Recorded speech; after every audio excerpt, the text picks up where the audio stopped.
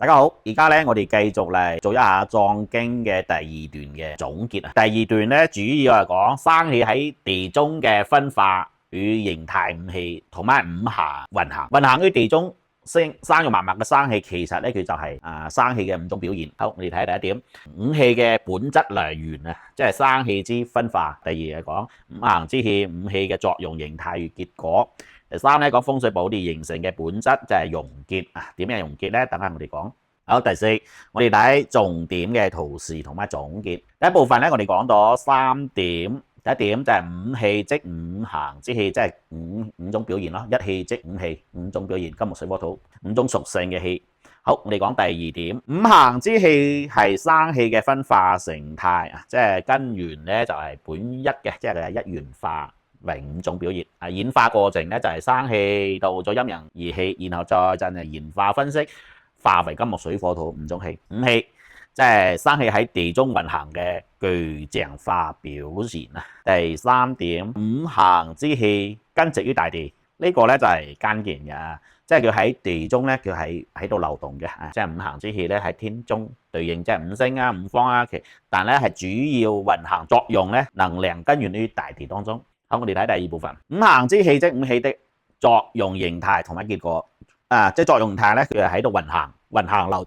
轉，佢就可以滋生萬物啦，促使啲萬物生長啦、繁榮咯、豐盛咯，咁嘅意思啊，即係生夫混物，呢個就係佢嘅化育嘅作用。當五行之氣喺特定嘅地點啊，佢會凝結融合凝固嗰陣時咧，佢就造成咗山川嘅成形，同埋交匯與凝聚，形成咗地氣嘅精華駐足點，即風水中嘅溶結之處。我哋講嘅風水師啊，我哋睇嗰啲山脈啊，嗰啲蜿蜒流轉嘅山脈啊，山環水埗嘅地方咧，我哋係睇到呢個氣啲五行之氣喺邊度凝結啊，喺邊度融合咧，我哋就揾到呢個點，我哋達到咗風水堪輿目的噶啦。我而家睇第三部分，主要講嘅就係風水寶地穴嘅形成本質啊，就係溶結啊！呢個溶結嘅含義就係指五行之氣喺地中某處圍住、交匯、固定、凝結嘅狀態，呢種形成咗理想嘅風水寶地，即係我哋講嘅山好水好、生氣匯集之地咯，就係呢個風水好嘅地方。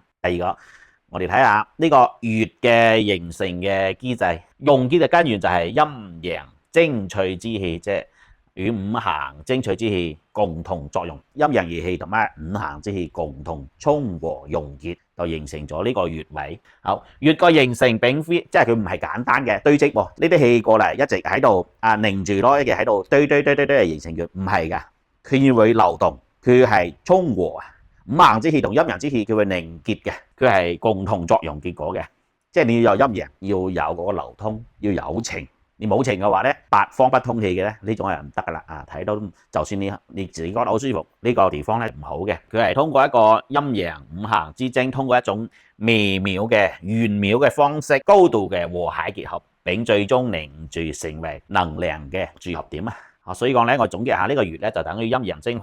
精華加五行嘅精華嘅玄妙結合凝固點。呢個咧就係我哋最終要揾嘅風水寶地嘅理論基礎。好，我哋大家嚟總結一下。總結下呢個示意圖，一直我哋講生氣就分陰陽二氣，五行之氣喺邊度中咧？佢喺地中啊，佢喺地層當中表現為五行之氣，佢喺地層當中佢會散佈嘅，佢會發生萬物，然後圍住凝結咧，佢就溶結成穴啦，陰陽精華加五行精華就妙合而住，就形成咗一個特殊嘅穴場，即係風水寶地咯。好，我哋再睇下呢個重點強調，理解一下。理解生氣咧就係陰陽五行之氣嘅演化邏輯啦。呢個咧其實係我哋中國嘅哲學認識宇宙萬物構成與運轉嘅基本嘅框架啦。喺風水學中咧係地氣運行嘅核心理想。第二咧，我哋掌握五氣嘅雙重作用形態，即係行則生，聚則結。行係普及萬物生命嘅動力，聚則形成咗特殊嘅能量長遠嘅前提。睇下我哋第三點，深刻領會溶結與妙合呢兩層意思啊，大家可以睇下呢度。